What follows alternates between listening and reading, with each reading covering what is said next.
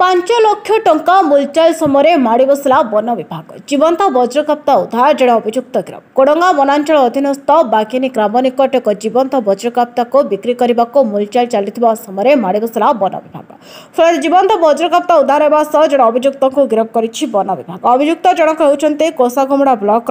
जुड़ापाणी grammar Kamal Singh Gaur. उद्धार वज्रकाप्तार ओजन प्राय 8.970 kilogram होइतबा बेले ताहार आयु 5 वर्ष होइतबा अनुमान करिछि वन विभाग। नवरंगपुर वनखंड अधिकारी शुभेन्दु प्रसाद बेहरा निर्देश में कोडिंगा वनांचल अधिकारी पूर्णचंद्र नंद, वनपाल प्रभात विषयी, वनरक्षी उमाशंकर पाणिग्राही, दीपक प्रधान, कोडिंगा वनांचल पारा स्टाफ एवं वनखंड अधिकारी गठन करथिबा एक स्वतंत्र टीम यह चढ़ाऊ करथिले। अभियुक्त ठारू एक जीवंत वज्रकाप्ता सहित गोटे मोटरसाइकल एवं एक मोबाइल फोन जबत कर अन्य अभियुक्त माने फरार हो जाइतबा बेले वन विभाग सेमानकु धरिबाकु चेष्टा जारी रखिछि। हाँ, धरा पड़ी गोटे जीवंत वज्रकाप्ता कोडिंगा रेंज बागिन विलेज पाखे गाँ पाखे आम स्टाफ खबर पाई मुझे खबर पाई गोटे डिल हो कोडिंगा वज्रकाप्ता को किनाबिका करने जो गैंग अच्छा गोटे वाइल्ड लाइफ माफिया गैंग से सब एक्टिव अच्छा से अनुसार आम प्लां कर कोडिंगा रेंज स्टाफ और अलग रेंज के स्टाफ को आम जो मैंने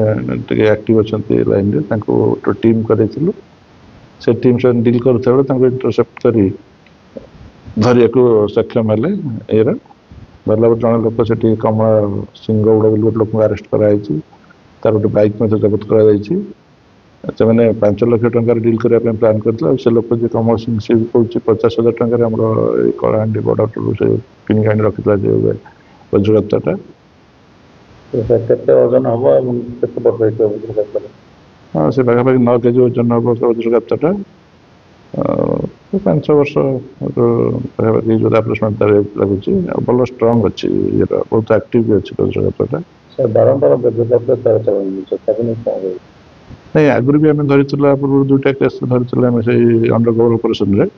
से सब लिंक गुड़ा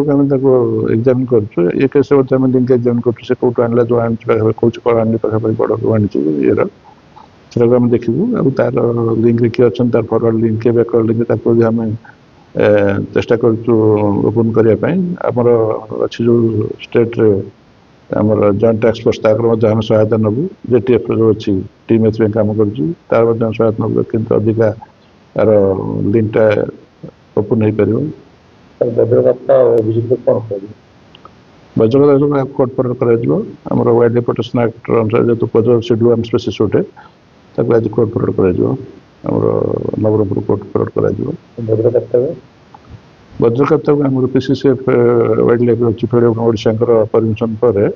जहाँ से शासन आस से अनुसार रिलीज करूँ जहाँ छोट आसला परमिशन पाइला से अनुसार कार्यानुष्ठान नबू।